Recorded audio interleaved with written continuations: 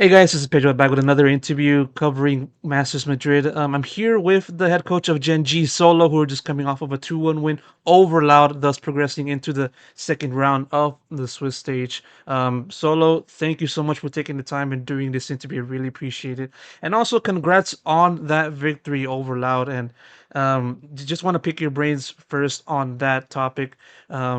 For this team to continue the momentum off of winning kickoff and just beating Loud, an experienced and a proven team in their own right.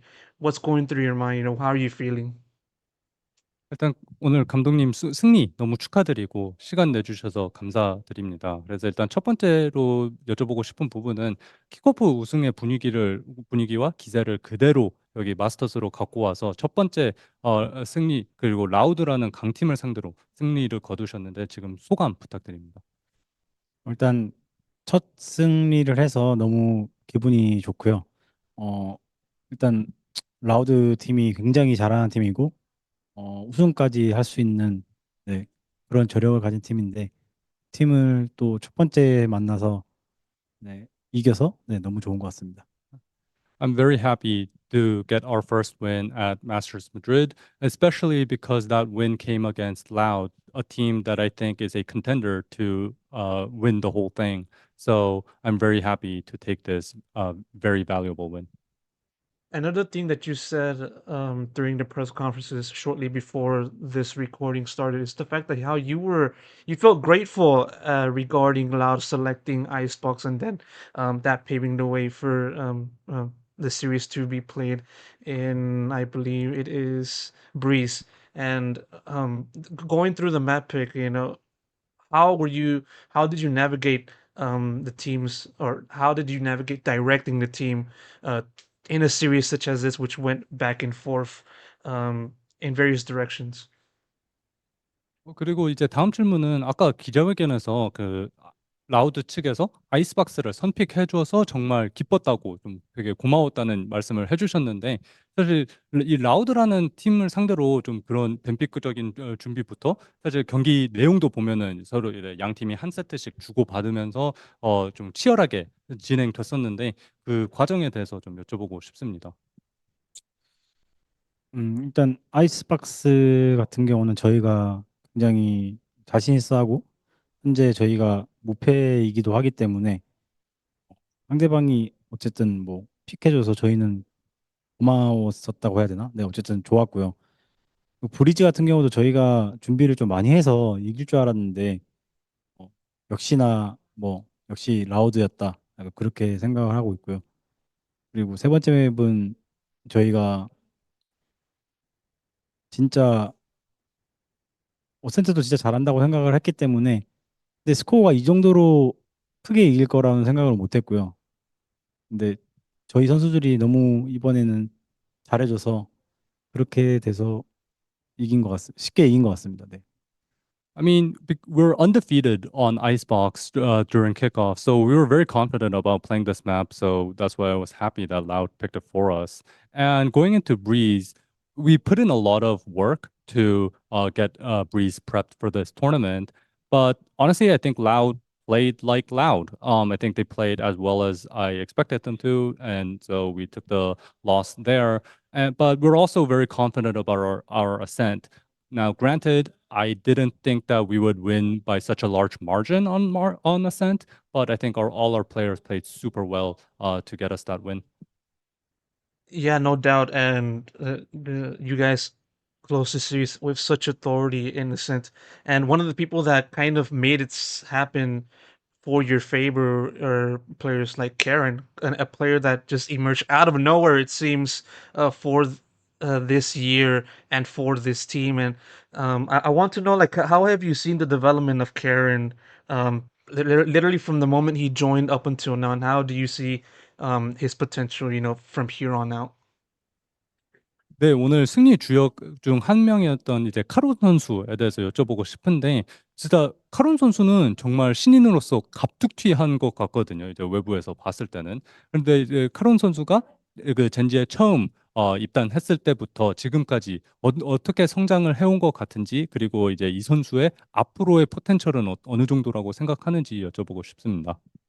사실 그 제가 뭐 전 팀에 있을 때도 다른 팀에 있을 때도 카론 선수를 눈여겨보고 있었는데 사실 저보다 젠지에 먼저 들어왔어요. 카론은. 그래서 초반에는 어쨌든 저희 A가 돼 있는 상태였고 그리고 아직도 조금 부족한 부분이 있긴 하지만 제 생각에는 음 뭐 라우드로 치면 뭐 레스 선수나 뭐 잘하는 선수들처럼 충분히 아직까지 더 성장할 수 있는 선수라고 생각하고 지금보다 훨씬 더 잘할 것 같다고 생각합니다. 네. So when I was on my previous team, Karen was actually a player that I had my eye on. Now Karen joined Gen.G before I did, so during that time, Coach HSK really helped him out a lot. Oversaw his development. So by the time when I joined Gen.G, Karen was already a very good player. Now, of course, he isn't perfect. There are aspects that he still needs to improve on, of course. But I see Karen as having immense potential, like maybe comparable to someone like Les on Loud. I think he will develop into a much better player going forward, even better than he is already. There's a story in which Karen first got attention amongst the Gen G camp as a result of him getting him playing with a good number of staff and players from the team, like in a ranked match. And after that, he was asked to try out. What is that actually true? Was that actually how it played out?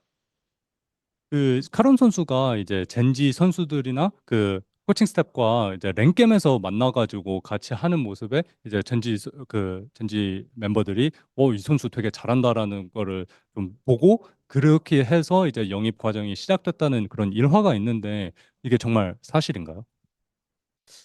그것도 없지 않아 있고요. 그리고 아마 그 이제 코치진 쪽에서도 뭐 잘 지켜봤기 때문에 네, 그리고 제 생각에는 다른 팀에서도 탐내고 있는 선수였기 때문에 네, 충분히 영입할 대상이 아니었나. 네. Yeah, I think there's some truth to that. But again, I think our coach had his eye on this player. And also, he was being scouted by other teams. Other teams were trying to sign him. So I think it made a lot of sense for us as Gen.G to go after Karen.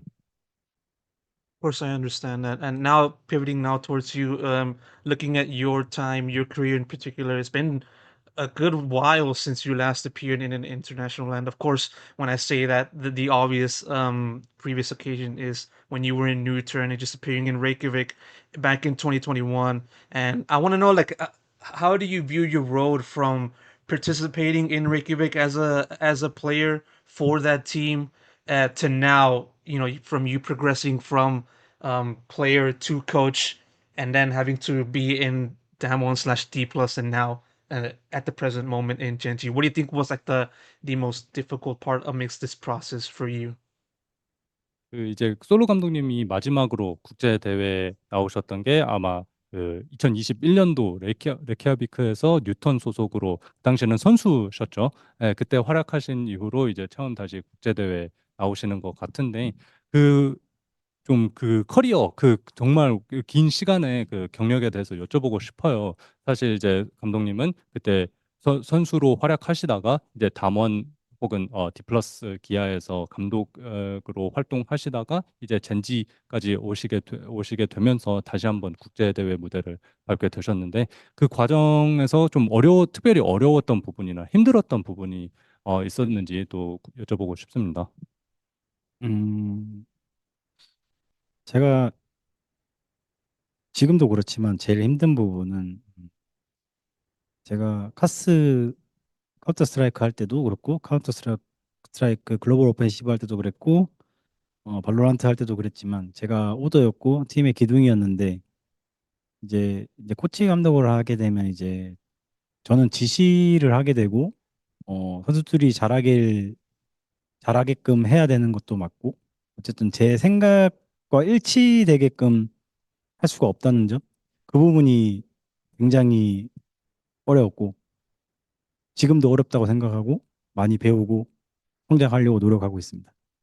So throughout my career, starting in Counter-Strike and then CS:GO, and then as a player in Valorant, I've always taken on the IGL role. So I've always been like a pillar within the team.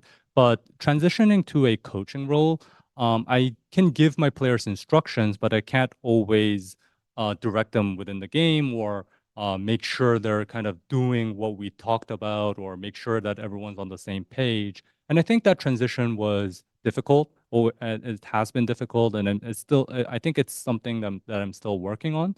But I would say that was one of the hardest aspects of my career.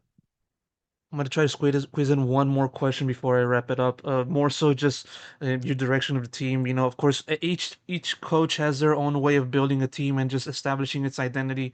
How are you looking to build the identity of this team, this Gen.G team, and also how would you describe the identity? 그리고 이제 마지막 질문 드리겠습니다. 이제 모든 그 코치, 모든 감독님들이 그 자기만의 그 방식대로 팀 컬러를 구축하실 텐데, 이제 이번 젠지의 팀 컬러를 구축하는 데 있어서 그 솔로 감독님은 어떻게 좀 접근하고 계신지 여쭤보고 싶습니다. 음, 일단 저는 한국 팀 같은 경우는 매우 공격적으로 하는 팀이 많이 없기는 한데 저희가 PRX 한테도 뭐 배우는 것도 있고 그리고 저희 팀이 진짜 피지컬이 너무 좋기 때문에 좀 진짜 공격적인 팀 그런 방향성으로 가려고 네, 하고 있습니다. 네.